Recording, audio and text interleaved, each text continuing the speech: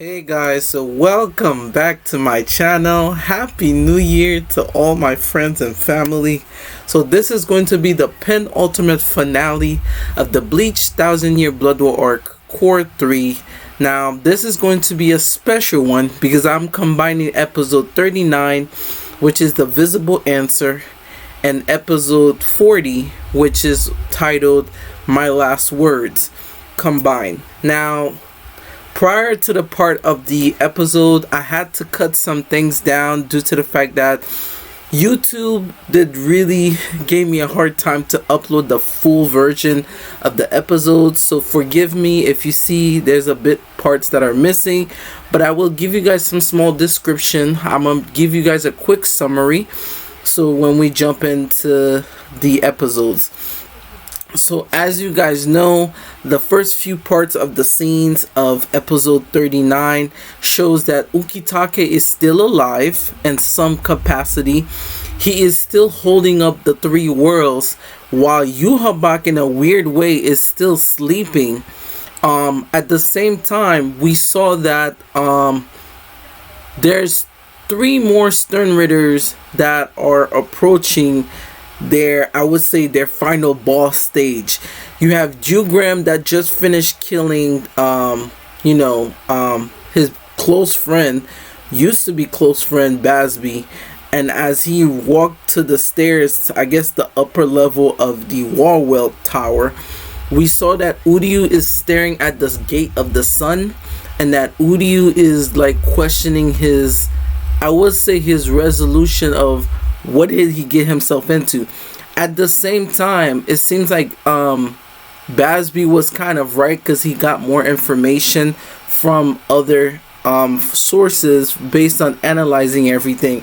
That Yhwach and Haschwalth share the same, ability, or they share the power to hold each other's abilities.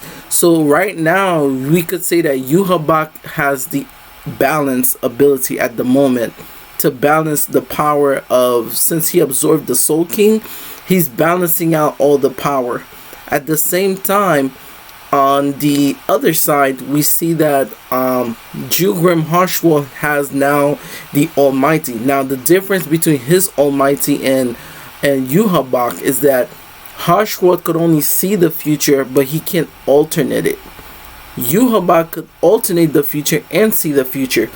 Now the Almighty that is shared with the Soul King is way different compared to Yhwach's, because the Soul King's eyes are even greater than his Almighty. So there's a lot of history that is packed into this episode. On top of that, we saw that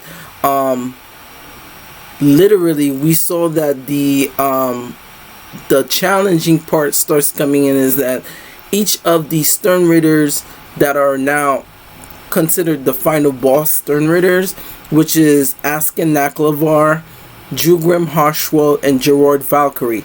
Out of the 6 Stern Ritters that went up to the Royal Palace, 2 of them are now defeated. Lily Barrow and Pernita Panjas are now no more. But it seems as if the remaining Stern Raiders are even stronger, and I think their abilities are more hacks than the prior. Besides Lily Barrow, that the only way he got defeated was his own power reflecting on him by the 8-sided sword by Nanao and Sunsui, which they're still down, right? It's a lot going on right now, and it seems like Gerard just slammed in and appeared in front of Shinji, Captain Shinji, as well as the other group, Rukia and Byakuya. So all of these people are now versus Gerard, and he's considered like the gatekeeper for anybody that's trying to go up to the Haschwalth Tower. At the same time, it seems as if the fight between Ichigo and Askin escalated to a very quick end. We saw Askin did something very malicious to even Grimjow. It seems like Askin's ability is so potent and broken that so long he knows your capacity of your reishi or what your move is, whatever move that you use against him will not work twice. That is insane to even think about. So now it seems like Askin now have a new challenger. It seems like Yoruichi has officially shown up to the battlefield and managed to kind of like helped out to remove Ichigo where he is. At the same time, we got a lot of revelation on the board. So the first revelation is that we knew that Pernita was one of the arms of the Soul King. Ukitake had the right arm, and it seems like at some point in time we saw that Ichibe had Pernita at some point, but over time it seems like Yhwach ended up getting Pernita, and I'm not sure how Pernita ended up getting a physical body. That's something I think they need to express in Cour 4. So it seemed like Pernita was like this hollow arm type of creature hand, and then by the time Yhwach took the arm of the Soul King out of Ichibe, it seems like the segment parts of the Soul King could merge with your body and become part of your body. So when Pernita actually gained its consciousness and its body and it started really making phrase, we also got other revelation that Gerard Valkyrie is also one of the Soul King parts. He is actually the chamber, which is considered the heart of the Soul King, which is even more insane. Now I'm thinking, so the Soul King was basically encased in a crystal, but all of his organs are separated around the whole universe. That is insane to even think about. They even mentioned that the nails of the Soul King was in Maximoto, as well as the Stone Raiders end up getting parts of that. I mean, the Fullbrings, which is there's a lot to think about when you think about what exactly is going on. So without further ado, episode 39 and episode 40 are merged together. I will give a lot of video which will give me an extended part of the backstory. It seems like there was also original Stone Raiders, which I can't wait to get into later on in the other video, but these two episodes are very fundamental. It's set up what the finale of this Cour is incredible from what I heard. And on top of that, Cour 4, they already dropped a small trailer which I can't wait to watch. So without further ado, episode 39 and episode 40, the Visable answer as well as my last words. Okay, Askin. Yo, Yoruichi. She didn't come to play. She said, you seem like an interesting guy. Unfortunately,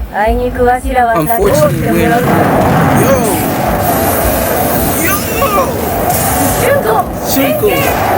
Now, we got glimpse of Yoruichi's Shumpo in the early ages of Bleach. That hers was like a lightning base. Soifung, hers is more like an air. So it seems like each person that studied like Shumpo, they have a different version of it. Now it seems like lightning fast Tenjiro has a different type of Shumpo that is higher than both of theirs. This is insane. This is some insane. Yo, the fact that I am Gerard Valkyrie, Stone Raider M, the miracle. My power is able to grant size. And that's another thing. They managed to knock out Gerard Valkyrie, and they literally decapitated him. But at the same time, it seems as if Gerard ended up getting a miracle. So his ability grants him miracles by absorbing a much amount of damage as possible. But in return, it obliterates everybody else's defenses and attacks as he elevates to more transformation.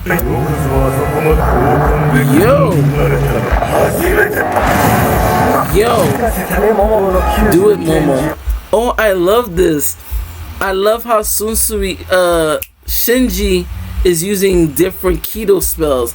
That's another thing that got me thinking. Why did Yamamoto did not use any Kido spells when he was fighting against, the Quincy's? Which is pretty strange. You see, that hurts. Yo, good job, Momo. Oh shit. Yo, everybody getting knocked out by Gerard, yo. That's insane. Carlos isn't fighting.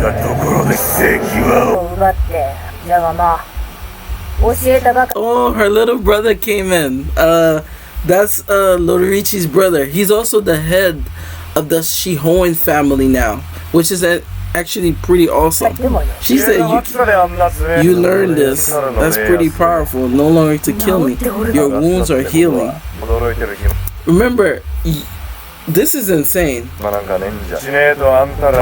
So it seems like Askin's ability, the lethal dose, which his shrift is death dealing, whatever he intakes that wasn't good for him, he could actually adjust it to make it weaker or stronger, but it could also be lethal to the other person.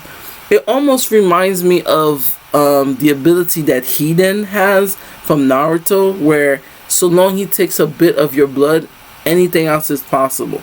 But I think this is even more advanced level.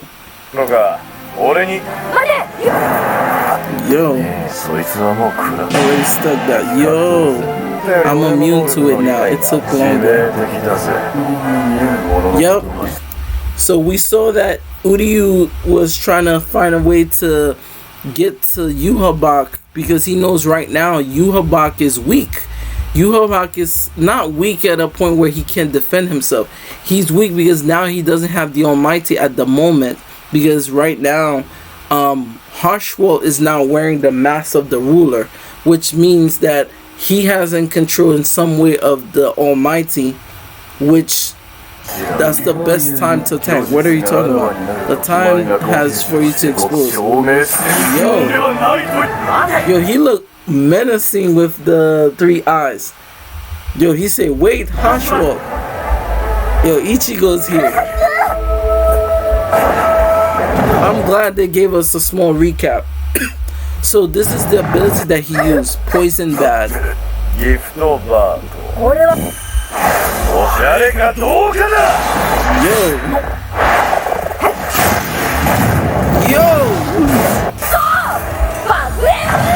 Yo. What is that? Good grief. We just learned. Whoa. He just explained something. Yo.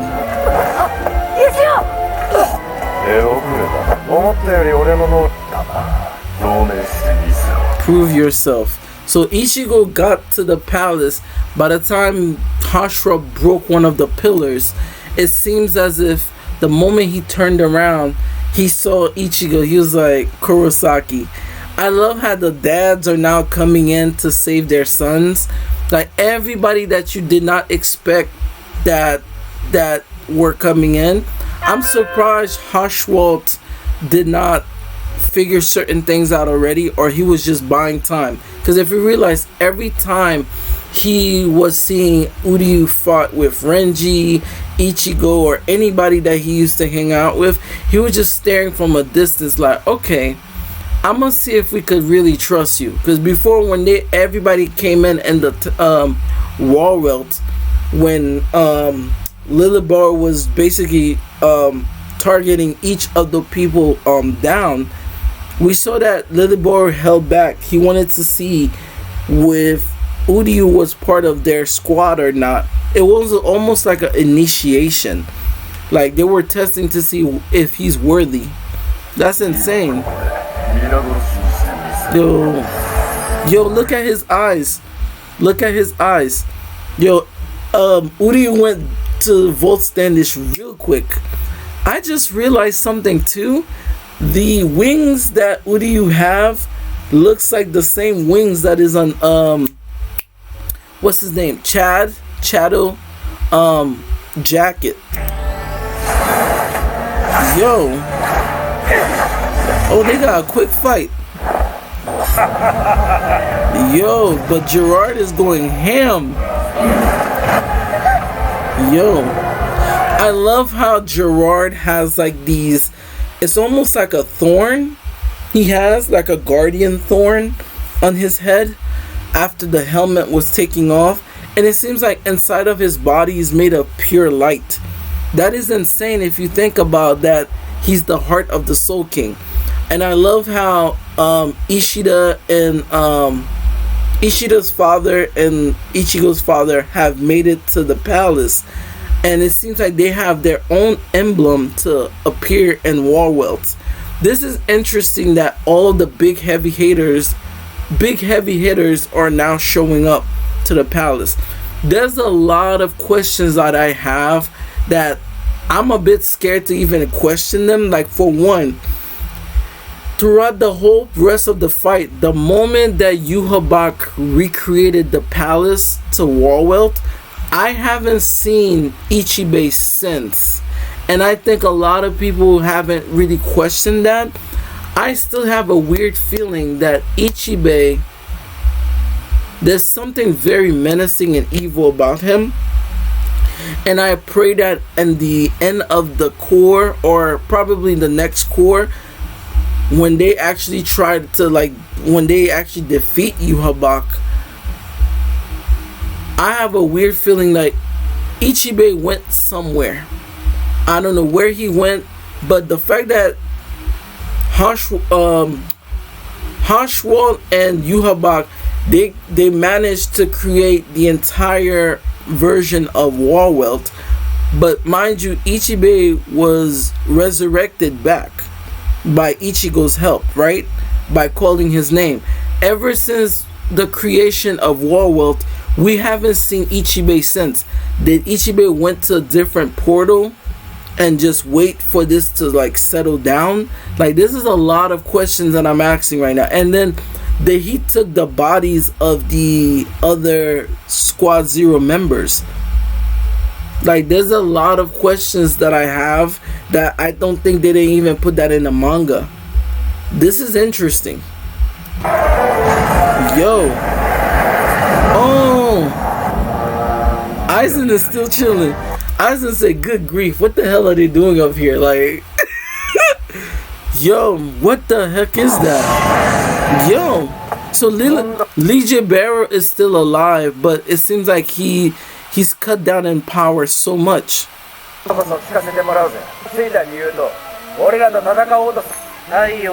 This is the gate of the sun. This metal plate allows us to move 5 levels down or up. So they're using that giant spear, the gate of the sun, to basically destroy the other 3 worlds by going to the main world, which is the human world. That is insane. So they can't really move around if they don't have these emblems. So these emblems were given to them on the episode where it's called the Holy Newborn, and how each Stern Ritter, well, Shift Guard, royal member had one of those medals. That's insane. I'm telling you guys, you're not gonna do this all by yourself. Let's end this. Yo, Haschwalth just came out here like, I know that you are a traitor, and it's not like I didn't knew. It's just I wanted to see this with my own eyes. He said, Kurosaki, did you notice that his eyes is similar to same as Yhwach? Yo, this is a lot of revelation happening right now.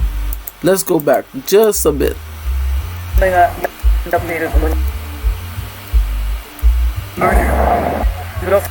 Kurosaki, did you notice his eyes? It's the same as Yhwach.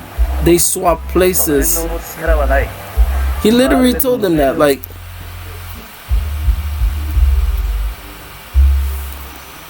let's go way back. This was very interesting. The way he just be like, Uryu, let's end this because I already know you're a traitor. We're not gonna go back and forth. From the moment you came into the army, I've been following you. That's the worst enemies to have, because when you have an enemy where they could peep things without telling you, they just collecting data, and then when it's time for them to actually spring on you, they can. And he looks even more menacing because normally his normal character is very, very calm, very low demeanor. But this right here, I think it's due to the fact of the Almighty. It's like this aggressiveness that he has towards Uryu, and I cannot wait for Cour 4. I want them to give Haschwalth a Volt Standish. Like, I want to see how his Volt Standish is gonna look like. Like, is it gonna be dealing with his shield? Because I know he has a shield that could absorb anything. We saw that shield one time when he was fighting the Royal Guard Zero Squad member. Look at his eyes. He's the same as Yuha. He and Yuha swap powers when he's asleep. Exactly. Doesn't have the... Wow. So like I said, this part explains exactly how each of the scenes, basically, while they were fighting, it seems as if each time they try to destroy something, it seems like Ichigo was not trying to fight anybody. But at the same time, there are so many. I'm recapping some of these because it's so easier to explain what's going on. So it seems like everybody's putting tens and thousands of what they got. And Yoruichi's not playing with Askin. And she knows that each time he fights now, he's immune to it. And the fighting that they're going through right now, this is insane. This is insane to see that each time when you see what Haschwalth could do when he doesn't have, nothing holding back. I can't wait to see that. Especially for episode 40, Last Words. Everybody's getting ready to go up there. And you see that the fathers are now here in the palace. There's a big connection also that I wanted to mention as well. It seems as if Shiken and I forgot Uryu's dad, but I feel as if did Yuhabak had a son, or is there like a main family that Yuhabak is connected to? Because that would make perfect sense if he has also an ability. That would be insane, and that would make perfect sense of why it was important for him to even be here. And also, it was a very sad scene to see him dissect his own wife to figure out how she died. And I think that's what took a toll on Uryu, because Uryu was like, I don't want to be a doctor like my father, because the fact that he had the courage to make an autopsy on his own wife is like completely cruel and disgusting. So it seems like everybody has their differences, but in order for them to actually take care of business, they're gonna have to put their problems to the side. Because if Yuhabak awakens, we already started seeing the worlds are intermerging already. The only person that's trying to, able for this to not happen is Ukitake is still holding up to show how many Ryotsu or how many power that he has. That's a lot of spiritual pressure for someone to be holding 3 worlds as like a Soul King candidate. That's insane. But the Bambis all got defeated too, because Yuhabak, even though he's half asleep, his body's still acting on his, it's like autopilot. That's insane. That is insane. And I love the bloody background that they give him. Like he's sitting on this dark throne. This was an amazing episode. 39 and 40 was amazing. I'm shocked that they cut it halfway in. There were like 7 episode minutes left on episode 40. But it seems as if we got even more backstory on the 7-minute episode. We got to hear that basically there were original Schutzstaffels before the Royal Guards of Yuha.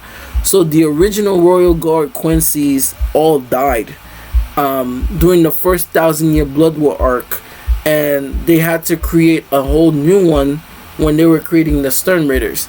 So I cannot wait for them to expand more on that. Thank you guys so much. This was a beautiful finale, and I cannot wait for the new year for Cour 4. And also I will make an additional video that talks about the 7-minute segment about the history of the original Royal Guards. That's a video I can't wait to make after this one. That will be a bit later on, but this will be for you guys. Thank you guys so much for every week coming here and watching me react to Bleach 1000 Year Blood Bowl arc. This was a phenomenal Cour 3, and I cannot wait. I can't wait. If they could extend it to 15 episodes, I think they could do that, or 16. That would be awesome. Thank you guys, and Happy New Year, celebrating anywhere around the world. So thank you guys, and I'll see you guys in the next video, which will be right after this, and then we will close out the new year, and then we will usher in a new segment on my channel. Thank you, thank you, thank you. Happy New Year.